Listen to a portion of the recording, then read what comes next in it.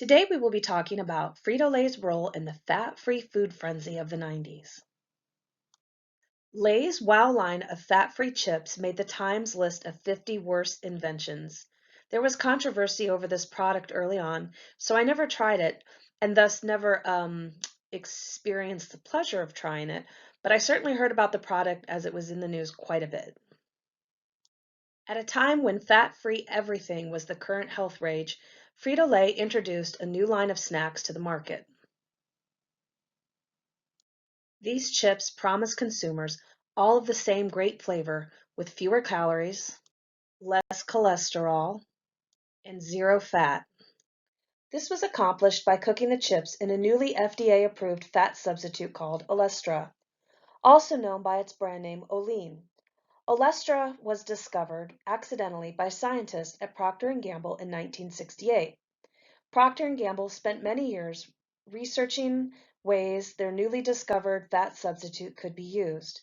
In 1997, they petitioned the Food and Drug Administration to use it as a general-purpose fat substitute. It was believed Olestra was going to be the single most important development in the history of food industry, with an expected revenue of $1.5 billion in annual sales. So you can imagine there was great pressure to get Olestra approved for use. Early on, it was known that Olestra had unpleasant gastrointestinal side effects, so Procter & Gamble spent a lot of time and money convincing nutritionists and health organizations that Olestra was both valuable and safe. In early 1996, Olestra was approved for use in snack items only, like chips and crackers.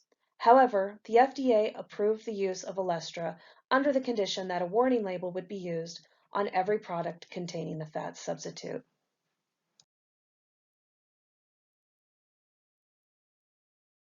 Not exactly appetizing. Once FDA approval went through, companies like Frito-Lay were quick to jump at the chance to offer fat-free fried foods to their consumers. Indiana had its own part in the Olestra story, as Frito-Lay test marketed Wow chips throughout the state.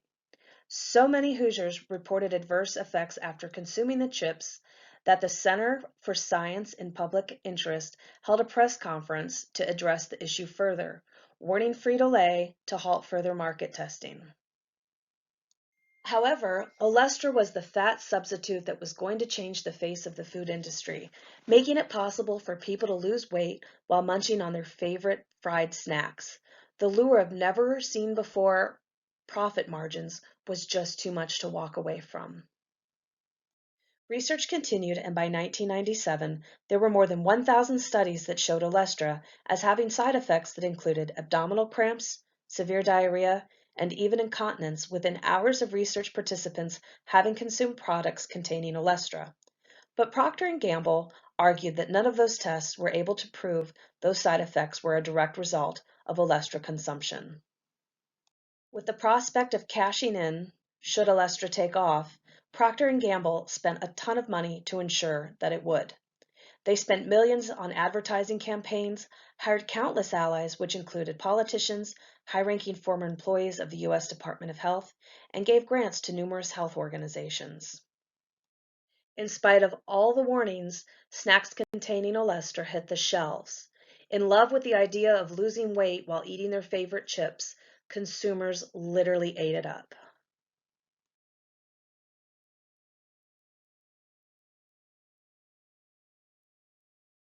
And got sick. By 2000, at the same time Procter & Gamble and Frito-Lay were lobbying to have the warning labels removed from their products, the FDA had more than 18,000 reports regarding adverse reactions to Olestra, which were more reports received than all other food and additive reports combined in the history of the FDA. In 2003, the FDA took action.